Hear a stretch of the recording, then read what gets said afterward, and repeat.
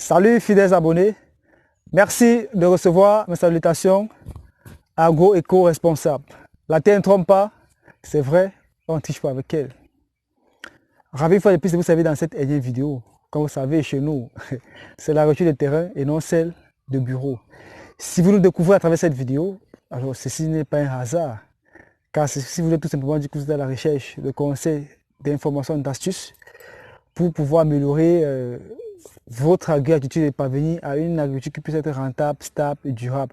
Alors rassurez-vous, vous êtes sur la bonne chaîne, vous êtes sur le bon canal. Alors tout simplement pour ne pas manquer nos prochaines vidéos, il faut vous abonner à cliquer sur la cloche de notification afin de bénéficier en temps réel de nos prochaines vidéos que nous allons mettre en ligne. Alors, dans cette vidéo aujourd'hui, nous allons parler, nous allons raconter une histoire de M. Tinda.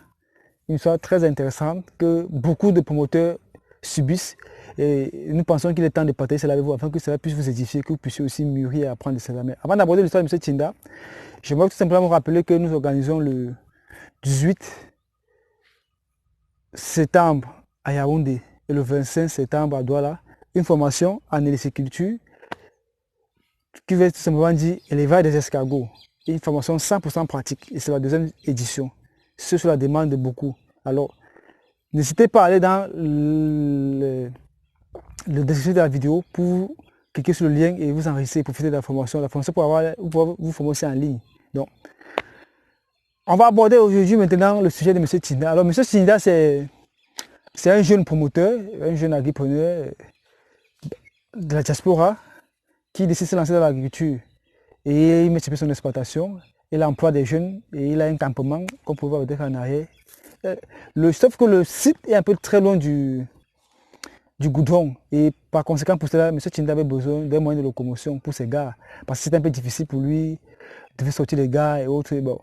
La solution c'était quoi? C'était d'acheter une moto, la solution la plus pratique, la plus accessible.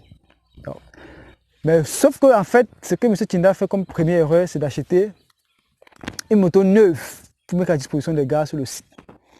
Donc déjà, je vous déconseille cela. Que lorsque vous achetez une moto, pour vos gars sur le site, n'achetez pas.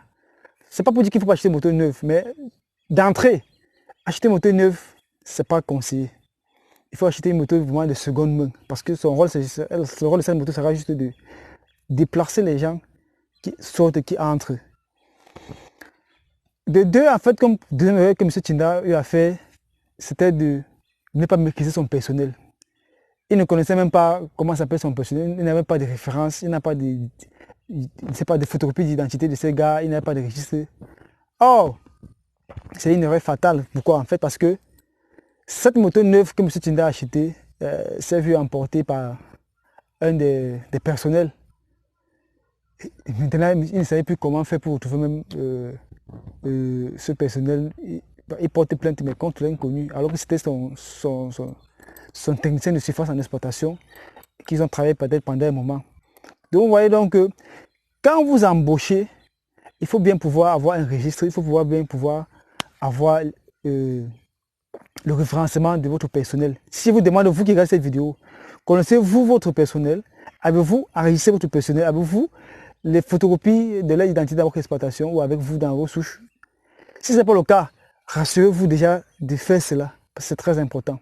Parce que vous pouvez vous trouver demain que vous venez trouver le campement qui a été dévalisé, vous trouvez un matériel qui a été emporté par un des vôtres et vous ne connaissez pas comment l'avoir ni. Mais quand vous enregistrez déjà le personnel à l'entrée, et même ils sentent que ici c'est sérieux, et même ils sentent qu'il ne faut pas faire de mauvais gestes. Et ne vous précipitez pas à acheter les motos que vous ne maîtrisez pas, que vous ne connaissez pas. Si vous n'avez pas dans l'équipe peut-être quelqu'un que vous maîtrisez très bien, même jusqu'à la famille où il se trouve autre, c'est à cette personne que vous devez confier la moto. Parce que M. Tinda, en fait, ce qu'il fait aussi, c'est qu'il achète la moto et il met à la disposition du campement, il ne met pas un responsable de la moto. Parce que quand vous achetez la moto, il faut donner ça à un responsable, ça peut être le chef d'exploitation. Et là-bas, c'était un campement qui n'était pas organisé, qui n'était pas structuré. C'était vraiment abandonné comme ça. La moto était à la disposition du campement. Donc, c'est-à-dire que tous ceux qui connaissent conduire la moto avaient accès à la moto. Ce n'est pas tous ceux qui savent conduire la moto qui doivent avoir accès à la moto dans un campement. C'est-à-dire que si vous achetez une moto, il faut avoir un responsable qui doit pouvoir être en charge de la moto. C'est-à-dire que s'il y a un souci, c'est lui qui répond de la moto. En ce moment, il va passer des ordres là. Même si tout le monde connaît conduire, ce n'est pas tout le monde qui va toucher à la moto. Parce que plus tout le monde a accès à la moto, il y a plus de chances que ça tombe en panne chaque fois et qu'elle puisse être volée. Mais parce que quand vous déléguez un responsable, là, ça limite tous ces manquements-là. Donc, ici, on a parlé du problème de l'achat des motos neuves. Déjà, il faut éviter cela, acheter une moto de seconde main. Parce qu'en fait, le champ n'est pas encore vraiment rentable et que cette moto-là, avec le temps, va être amortie et que le champ, quand ça va être rentable, que vous puissiez déjà acheter peut-être une moto, oui, peut-être neuve, mais en ce moment, vous allez voir que c'est le champ qui aura produit l'argent pour acheter cette moto neuve et vous aurez vraiment une bonne familiarité, une bonne connaissance de votre personnel et vous vous allez rendre compte qu'il n'y a plus de souci pour la moto neuve. Mais d'entrée de jeu, vraiment, je ne vous conseille pas une moto neuve. Une moto de seconde main, ça pourra faire le travail quoi, pour un début.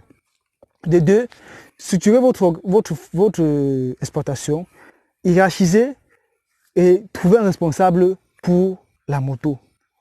De trois, prenez les pièces de votre personnel, enregistrez-les, demandez d'identité, évitez de laisser la moto à disposition de tout le monde.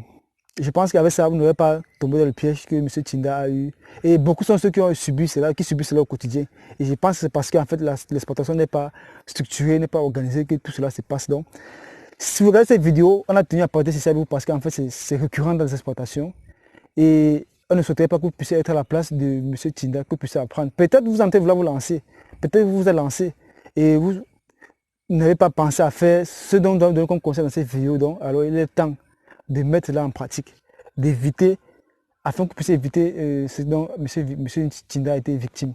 Parce que ça peut vous arriver. Et perdre une moto neuve comme ça, peut-être à 2 mois d'achat, c'est lourd.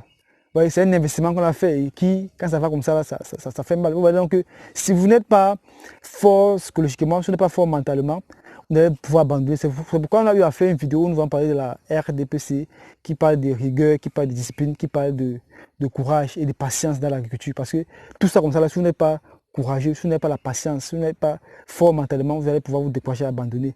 Or, tout simplement, c'est parce que c'est à cause des petites négligences que vous n'avez pas pu mettre en pratique. Et cela fait en sorte que vous vous trouvez en train d'avoir des pertes comme celle-là. Donc, dans cette vidéo, il est question de ça chez Agripreneur. Nous avons voulu partager cela avec vous afin que vous puissiez vous aussi apprendre et éviter de ces erreurs. Donc, partagez la vidéo avec beaucoup d'autres promoteurs agripreneurs qui puissent aussi apprendre de cette leçon et éviter que cela ne puisse les arriver. Donc, on espère que cette vidéo vous a été utile et que vous avez appris de cette vidéo. N'hésitez pas de la partager, d'aimer, de commenter. C'était comme ça pour vous le Chantina Agro-Africain, pour vous booster et développer votre agri-attitude. Vive l'agriculture africaine, vive l'agro-africanisme. Nous allons à très bientôt pour un sujet encore plus intéressant et encore plus alléchant. Bye bye.